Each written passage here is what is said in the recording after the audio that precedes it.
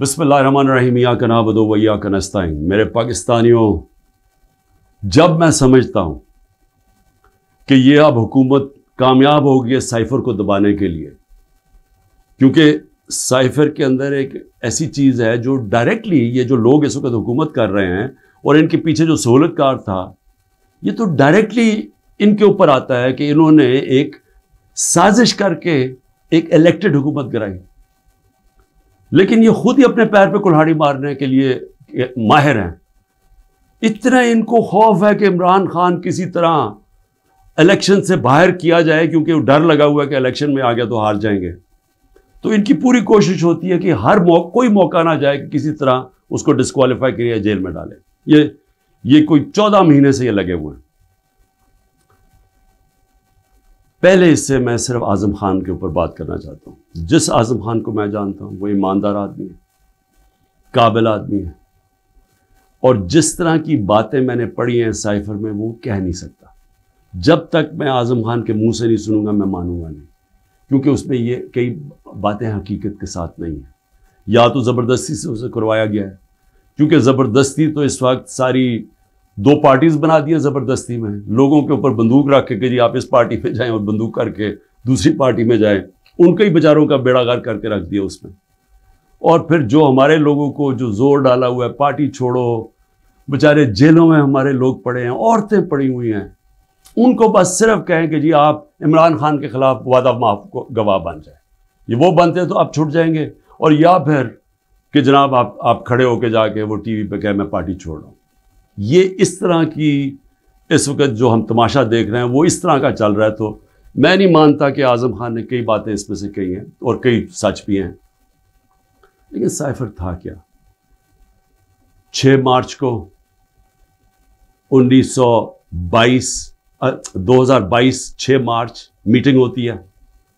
पाकिस्तान का एम्बेसडर असद मजीद और अमेरिका का जो under secretary of state Donald लू, वॉशिंगटन में मीटिंग होती है।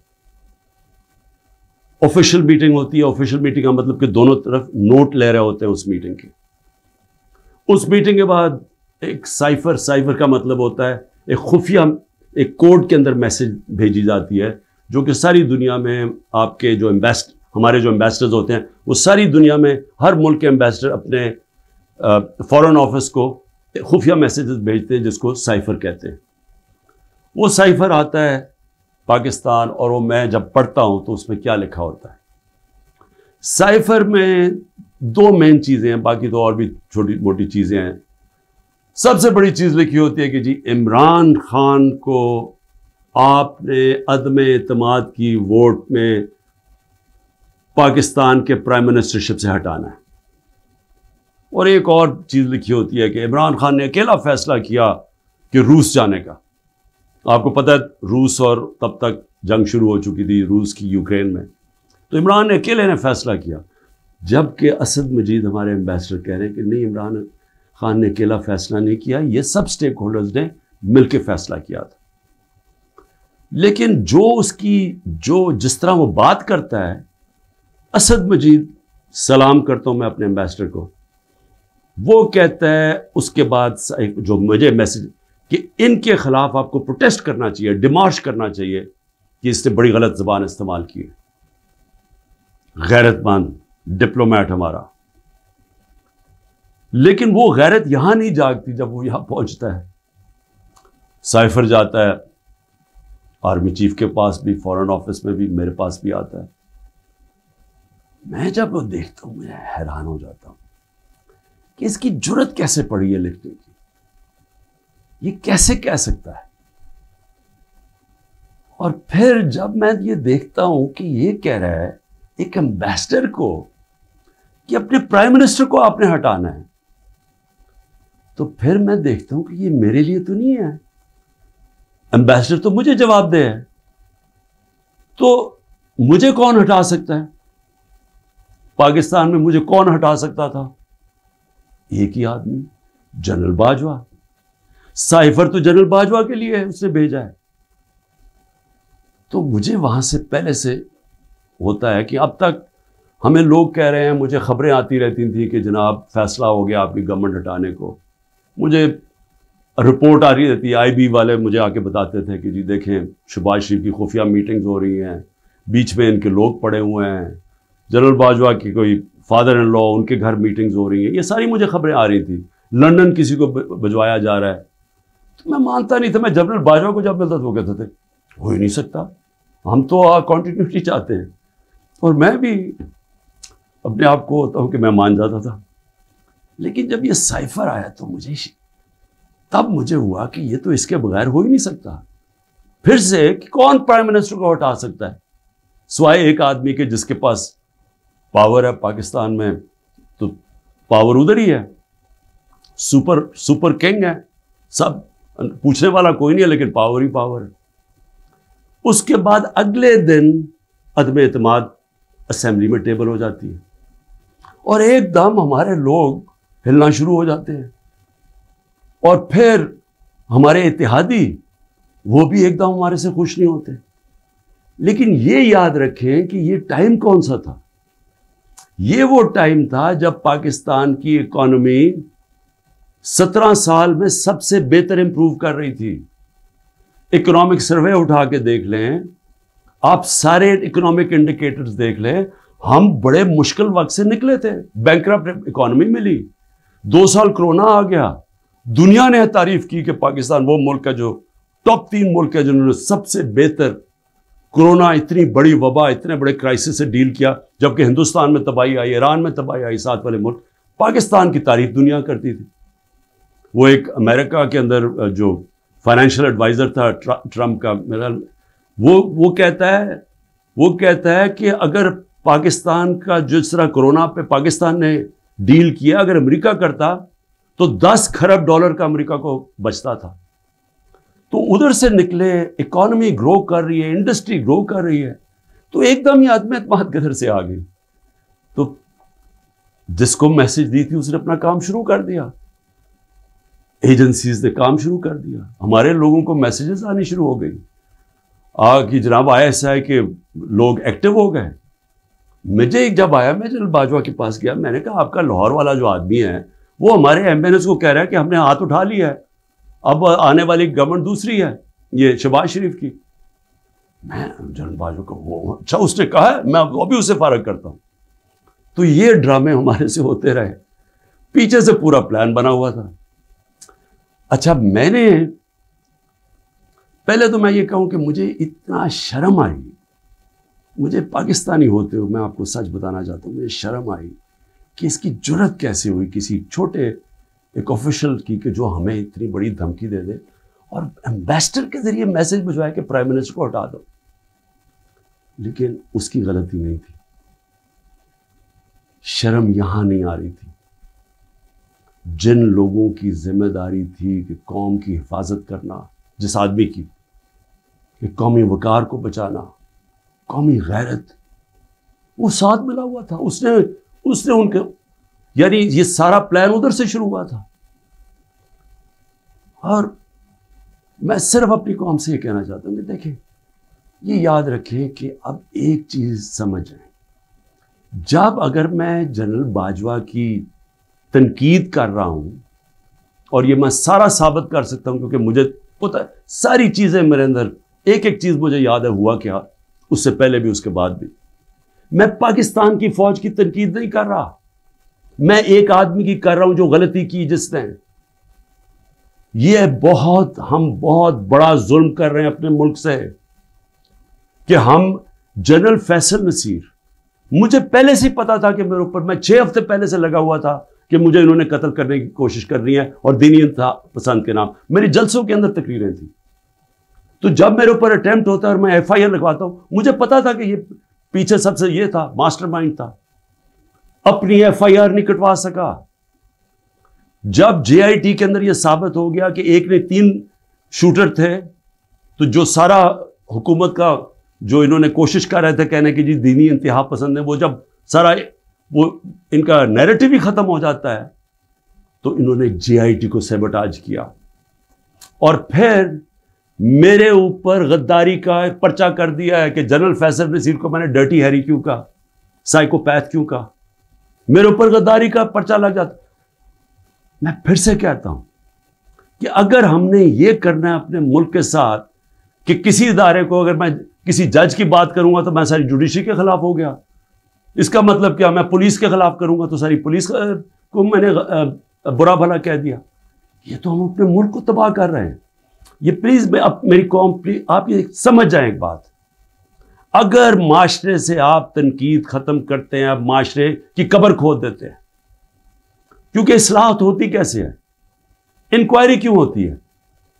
हमूदुर रहमान इंक्वायरी, जब हमारा मुल्क टूटा, ईस्ट पाकिस्तान टूटा, तो जब वो इंक्वायरी हुई, अगर उसके ऊपर अमल होता कि ये हमने गलतियां की हैं, अपनी इस्लाहत करते, तो उसके बाद पाकिस्तान बड़ी गलतियों से बच जाता। लेकिन जुर्रत ही नहीं थी फेस करने की तनकीद। हमने वो इतना बड़ा जुल्म किया कि 25 साल के बाद वो किधर निकली? हमुदुरबान हिंदुस्तान के अंदर। अब जब ये हुआ, मैं कहता गया, मैंने सारों को कहा कि इतना बड़ा जुल्म हो रहा है तो इसके ऊपर इंक्वायरी हो। मैंने चीफ जस्टिस साहब को मैंने वो साइफर भेजा कि जी इसके ऊपर इंक्वायरी करवाएं। नेशनल सिक्योरिटी काउंसिल के सामने रखा, नेशनल सिक्योरिटी काउंसिल के सामने 30 मार्च को मैंने रखा कि जी ये है, सारे आर्मी चीफ्स बैठे हुए थे, सर्विस चीफ्स बैठे हुए थे, सबके सामने रखा कि ये उसने लिखा है और आपका एम्बेसडर कह रहा है कि इनको प्रोटेस्ट करो कि ये किसी की जरूरत नहीं होनी चाहिए इस तरह का, किसी भी एक मुल्क को, आज़ाद मुल्क को इस तरह का ज़बान इस्तेमाल करनी। उन्होंने कहा जी हाँ, मुदाखलत तो हुई है, तनकीद की, अमेरिका को प्रोटेस्ट भी किया नेशनल सिक्योरिटी काउंसिल ने 30 मार्च को। मैंने पार्लियामेंट में लेके गया कि इन कैमरा मीटिंग करवाई, मैंने कहा इनके सामने रखो। ऑपोजिशन को लीडर ही नहीं आया उस मीटिंग पे, शहबाज शरीफ, आसिफ ज़रदारी, इन्होंने बॉयकॉट कर दी। क्योंकि मिले हुए थे साथ, ये इसका हिस्सा थे, ये साजिश का हिस्सा थे। क्योंकि क्या ये पाकिस्तान के प्राइम मिनिस्टर के खिलाफ एक आदमी कह रहा है कि इसको हटाओ, तो क्या ये इमरान खान छोड़े? किसी भी मुल्क को इजाजत देता है ऐसे? क्या ईरान के अंदर किसी की जरूरत है कि उनके एम्बेसडर को कह के जाके अपने प्रेसिडेंट को हटा दे? या हिंदुस्तान में किसी की जरूरत है कि कहे कि ये एम्बेसडर कह के जी नरेंद्र मोदी को हटा दे? कौमी गैरत होती है, कौमें गैरत के ऊपर खड़ी होती हैं, कौम गैरत स्टैंड लेती हैं, मुश्किल वक्त गुजारती हैं और मजबूत हो जाती हैं। दुनिया उनकी इज्जत करता है, दुनिया उस कौम की इज्जत करता है जो अपनी इज्जत करती है। जब एक आम ऑफिशियल इस तरह का स्टेटमेंट दे और मैं उसके ऊपर कुछ हो ही ना, यानी नेशनल सिक्योरिटी काउंसिल में हैरान हो गया कि सिर्फ जी हम डिमार्च करते हैं। आप इंक्वायरी करनी चाहिए थी, पूछना चाहिए था, लिखना चाहिए था कि इसने क्यों ये कहा। और इंक्वायरी जब होनी थी तो एक आदमी ने सामने आ जाना था, जनरल बाजवा ने। मुसलसल ये जनाब इनकी मीटिंग्स होती थी, इनकी वो चार्ज फेयर से मिलते थे। क्या आईएसआई को नहीं पता था कि पिछले 3 महीने के अंदर हमारे पार्लियामेंटेरियंस, हमारे पीटीआई के बैक बेंचर्स और ये ऑपोजिशन लीडर से बार बार अमेरिकन एम्बेसी में जा रहे थे। अरशद शरीफ ने पूरा प्रोग्राम किया, बताया कि कौन कौन से दिन कौन कौन से लोग गए। राजा रियाज का बताया गया, क्या राजा रियाज वहां फॉरेन पॉलिसी डिस्कस करने गया था? जो सबसे पहले भागे वो अमेरिकन एम्बेसी जा रहे थे, क्या इनको नहीं पता था? इसके हिस्सा थे, साजिश हो रही थी किसी तरह इमरान खान को रास्ते से हटाया जाए, तब प्लान बना। और मुझे इतने अफसोस से कहना पड़ता है कि किसी को, जो भी लोग ये देख रहे थे कि मैं सोचा कि क्या इनको कोई इनको नहीं है कि पाकिस्तान एक बड़ी ख्वाब का नाम था। पाकिस्तान का मतलब क्या? ला इलाहा इल्लल्लाह। मेरे अपने के लोग कह रहे हैं इमरान साहब ये आप साइफर ना उठाएं पब्लिक में, अमरीकी नाराज हो जाएंगे।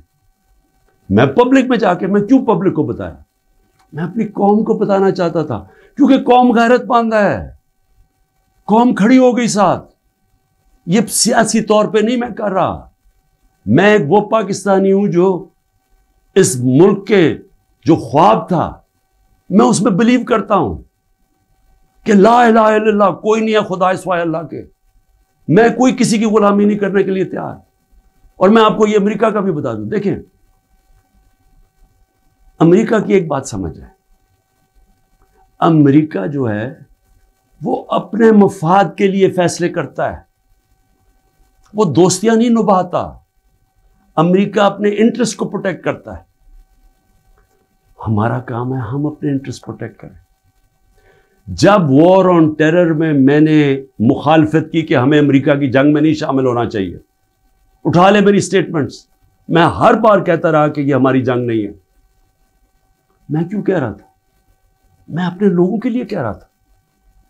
मुझे अमेरिका ने बाहर एंटी अमेरिकन कहना शुरू कर दिया, पाकिस्तान में मुझे उन्होंने तालिबान खान कहना शुरू कर दिया कि जी देखें हमारी अपनी गवर्नमेंट, मुझे यानी हमारा जो उस वक्त जनरल मुशर्रफ ने कहा जी ये तो दाढ़ी के बगैर दहशतगर्द है। मेरा क्या मकसद था कि आपने 80 की दिहाई में लोगों को कहा कि जब भी फॉरेन ऑक्यूपेशन हो, यानी कि कोई दूसरा अफगानिस्तान के ऊपर बाहर से रूस ने कब्जा किया हुआ है तो वो जहाद है, और जब अमेरिका कब्जा करता है आप कहते हैं अब दहशतगर्दी है। मैं उनको समझा रहा था कि इसका फॉल आउट आएगा पाकिस्तान के ऊपर। 80,000 पाकिस्तानी मार गए,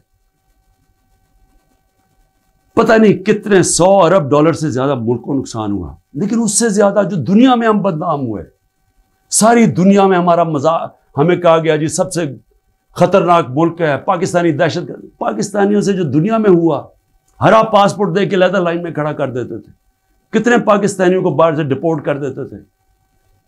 पूछें बैरून मुल्क पाकिस्तानियों से उनके ऊपर क्या गुजरी है। और मुझे जी इमरान खान तालिबान खान है जी, ये जी दहशतगर्दी के साथ है। और ये भी मैं अब आपको बताऊं कि ये जो था, ये मेरे खिलाफ केस बिल्डअप हुआ। जनरल बाजवा ने क्यों कहा कि जी ये हम जब रूस से वापस आए, अच्छा अब रूस क्या है जरा सुनने वाले, उसमें साइफर पे क्या लिखा कि इमरान खान खुद रूस गया है। कि मैं इमरान खान ने खुद रूस क्यों जाना था? फॉरेन ऑफिस ने मुझे कहा, बैठ के मुशावरत हुई, हमने सारे पाकिस्तान के एक्स फॉरेन सेक्रेटरीज को बुलाया, सब ने कहा कि आपका रशिया जाना बहुत ज़रूरी है, हमें अपने ताल्लुकात ठीक करने चाहिए। फिर हमें 20 लाख टन गंदम चाहिए थी उनसे, वो हम बात करना चाहते थे, कंसेशन में थे। उसके बाद जब टेंशन हुई यूक्रेन से तो तेल की कीमतें आसमानों पे चली गई, कमोडिटी सुपर साइकिल आ गया। उन्होंने कहा कि आप वहां जाके तो उनसे निगोशिएट करें सस्ता तेल। तो सारा स्टेक होल्डर्स के साथ कि जितने भी थे उन्होंने पूरा प्लान किया। हम ट्रिप पे जाने लगे, शाम को टेंशन बढ़ गई रूस की और यूक्रेन की। मैंने जाने से पहले जनरल बाजवा से पूछा कि क्या मुझे जाना चाहिए या नहीं। इन्होंने कहा हम सब बैठे हुए हैं, हमारे ख्याल में आपको जाना चाहिए। तो सबसे पूछ के मैं रूस गया, मैं अपनी ज़ात के लिए तो नहीं गया। तो वापस आया तो जनाब जनरल बाजवा ने उसके 2 दिन बाद कि जी मजम्मत करो कि जो रूस चला गया। वहां फॉरेन ऑफिस भी बैठा, हमारे मेन लीडर्स बैठे हैं। हमने कहा कि हिंदुस्तान तो मजम्मत नहीं कर रहा, वो तो उनका स्ट्रेटेजिक एलाय है, वो तो नहीं कर रहा, हम क्यों करें? और हम उनसे डील करके आ गए थे सस्ता तेल पे और सस्ती गंदम पे। उसके बाद जाके एक नेशनल सिक्योरिटी का सेमिनार हो रहा है, जनरल बाजवा में बैठ के कहते हैं जी इमरान खान हम रूस की सख्त मजम्मत करते हैं। गवर्नमेंट की पॉलिसी के खिलाफ जाके स्टेटमेंट दे देता है। उसके बाद हुसैन हक्कानी की ट्वीट आती है, वो कहता है जनरल बाजवा प्रो अमेरिका है और इमरान खान एंटी अमेरिका है। बाद में हमें पता चलता है कि हमने $30,000 दे के हुसैन हक्कानी को जनरल बाजवा ने हायर किया हुआ था हमारी गवर्नमेंट के दौरान। वो बाद में जब उनका फेरा, उनका एक अदारा होता है जो आपको रजिस्टर करना पड़ता है लॉबीज को, उसमें पता चलता है बाद में हमें। तो मेरा अपना ही आर्मी चीफ मेरे खिलाफ लॉबी कर रहा था, उनको बता रहा था मैं कितना बुरा हूं। मैं सिर्फ आज ये कहना चाहता हूं कि देखिए मेरे पाकिस्तानियों, जो जिधर आज हम खड़े हैं, हमें पहले फैसला करना चाहिए कि क्या हमने बेकारियों की तरह, एक चूंटियों की तरह बाकी ज़िंदगी गुजारनी है पाकिस्तानी होते हुए? जिस तरह हम जा रहे हैं तो कोई मुस्तकबिल नहीं है। क्या हमने खुददार कौम की तरह ला इलाहा इल्लल्लाह जिसका नारा था, एक खुददार कौम, ला इलाहा इल्लल्लाह गैरत देती है इंसान को, एक छोटे से इंसान को बड़ा इंसान बना देती है। हम एक दुनिया के अजीम लीडर मोहम्मद मुस्तफ़ा सल्लल्लाहु अलैहि वसल्लम, जिन्होंने जब मुसलमान कमज़ोर भी थे तो उन्होंने 2 सुपर पावर्स के सरबराह को ख़त लिखा कि मैं अल्लाह का पैगाम लेके आया हूं, इस पे चलोगे तो तुम्हारी बेहतरी है। खुददार, अल्लाह से सिर्फ डरने वाले लोग, हमें ये क्या बना दिया इन्होंने कि जी अपना ही मुल्क का आर्मी चीफ उनको लिख रहा है कि जी देखिए इमरान खान ये एंटी अमेरिकन है। तो मैं अपनी कौम से आखिर में कहना चाहता हूं कि देखें हो क्या रहा है पाकिस्तान में, एक ही चीज़ हो रही है, सब कुछ, कोई फिक्र नहीं है मुल्क किधर जा रहा है, कोई इस वक्त फिक्र नहीं कि मुल्क के सारे इदारे तबाह हो रहे हैं। सारा सिर्फ एक 1 पॉइंट एजेंडा है कि इमरान खान को किस तरह डिस्क्वालीफाई करना और जेल में डालना है, ये एजेंडा है। उसके अंदर ये साइफर भी आ गया। ये नहीं इनको पता कि साइफर में इनकी तबाही है, क्योंकि सब मुलव्विस थे उसमें। ये शहबाज शरीफ भी था, जरदारी भी था, सारों को पता था साइफर का, सारे मीटिंग्स कर रहे थे अमरीकनों के साथ। और इसके अंदर जो जनरल बाजवा का रोल है वो सबके सामने आएगा कि उन्होंने क्या रोल था इसका, और कैसे एक हुकूमत जो इतने सालों के बाद सही परफॉर्म कर रही थी, जो इकॉनमी हमारी आगे जा रही थी, उसको गिरा के एक वो चोरों को ऊपर लेके आए हैं जो 30 साल मुल्क को चोरी कर रहे थे, लूट रहे थे, जो 30 साल मुल्क को, जो खुद जनरल बाजवा हमें बताते थे, जो मुल्क की एस्टेब्लिशमेंट जिनकी चोरियों की बताती थी, जो एक दूसरे की चोरियों का बताते थे, जिनकी इंटरनेशनल दुनिया में उनकी चोरियों के अखबारों में और किताबों में जिनका नाम आता था, उनको लाके ऊपर बैठा दिया। इंक्वायरी सबसे बड़ी ये होनी चाहिए इस साइफर के ऊपर, जो FIA नहीं कर सकती। अगर सही इंक्वायरी करवानी है ताकि हम आगे ये गलतियां ना करें, तो इंक्वायरी ये होनी चाहिए कि ये साजिश में कौन कौन शरीक था, कि गवर्नमेंट गिरा के एक मुल्क की इकॉनमी की तबाह किया, आज पाकिस्तान को घुटनों पे रख दिया। आज अगर हम इनकी मदद ना करते और IMF से ना कहते कि आपकी स्टैंड बाय एग्रीमेंट के हम साथ हैं, तो पाकिस्तान डिफॉल्ट कर गया था। डिफॉल्ट करने का मतलब कि आज लोगों का माशी कत्ल हो जाना था, जो हो चुका है, इससे दुगनी महंगाई हो जानी थी, बेरोजगारी यानी सारा जो हमारी बाहर से फाइनेंसिंग खत्म हो जानी थी, जो आगे आज ही बुरे हालात हैं, इससे दुगने हो जाने थे। कौन जिम्मेदार है इसका? इंक्वायरी ये होनी चाहिए कि किसने क्या, किस प्लेयर ने क्या क्या रोल प्ले किया, ये इंक्वायरी होनी चाहिए। और इसके अंदर ये FIA जो कि शहबाज शरीफ ने अपने ऊपर नौकर बैठा दिए हैं, ये इंक्वायरी नहीं कर सकते।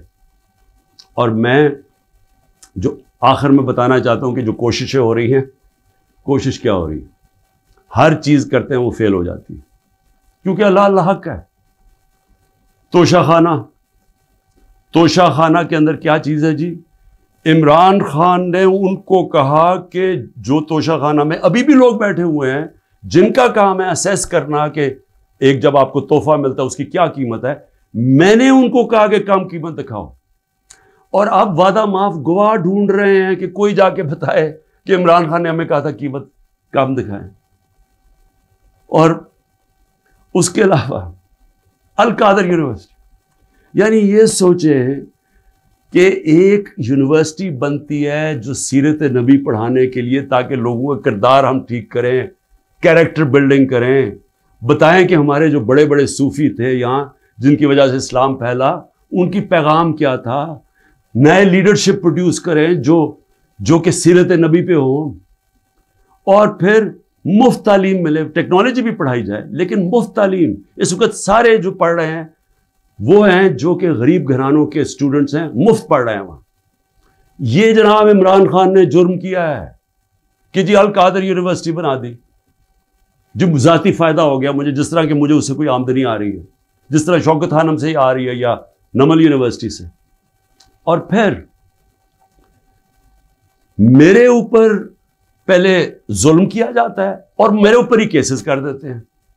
9 मई को सुप्रीम कोर्ट कहता है कि इमरान खान के ऊपर गैर आईनी और गैर कानूनी वारदात की गई, मुझे वहां से अगवा किया गया, जो कमांडोज मुझे वहां से लेके गए। सुप्रीम कोर्ट का वर्डिक्ट है। और जिस तरह मुझे जलील किया, लोगों को मारा, डंडे मारे, वकीलों को मारा, उसके बाद सारी दुनिया में खबर देखा कि मुझे एक मुजरिम की तरह पकड़ के लेके जा रहे हैं, तो मेरे ऊपर 30 केस हो जाते हैं। जब मैं 4 दिन बंद होता हूं अंदर, जब जेल के अंदर, तो 30 केस मेरे ऊपर हो जाते हैं कि जी मेरी वजह से वो जो रद्द अमल आया। और रद्द अमल नहीं आना था कि जब आप नाइंसाफी करते हैं, जो सुप्रीम कोर्ट कहता है नाइंसाफी है, वो जो बेचारे निकलते हैं पुरअमन मुजाहरे करने के लिए, जो 27 साल से हमने किए हैं, उनके ऊपर गोलियां चलाते हैं। 25 लोग हैं जिनको इन्होंने शहीद किया है। 16 के पास हमारे पास डेट्स हैं, 9 गायब हैं अभी। 3 लोगों की टांगें कटती हैं, एक आदमी पैरालाइज्ड है इस वक्त, कमर में गोली लगती है। और ये क्या करते हैं, ऊपर से उन्हीं के ऊपर केस बना देते हैं। सारी दुनिया के अंदर अब एक कोई पुलिस की गोली लगी थी ना, एक फ्रांस के अंदर, 4 दिन सारे फ्रांस में आग लगी, 100 बिल्डिंग्स और गाड़ियां जला दी लोगों ने। तो आपको पूछ नहीं रहा कि आप पाकिस्तानी नहीं थे। और 100 लोगों को गोलियां और लगते हैं, और जिनको एक को जिसको गोली लगती है, टांग कट जाती है, उसको पकड़ के जेल में डाल देते हैं। ये किसी मुल्क में इस तरह होता है? ये जुल्म होता है। और फिर जिले शाह का कत्ल होता है, इमरान खान के ऊपर कत्ल का केस डाल देते हैं। बाद में जब पता चलता है तशद्दुद हुआ उसके ऊपर 26 जगह, तो फिर कहते हैं एक्सीडेंट में, फिर भी मेरे पे केस डाल देते हैं।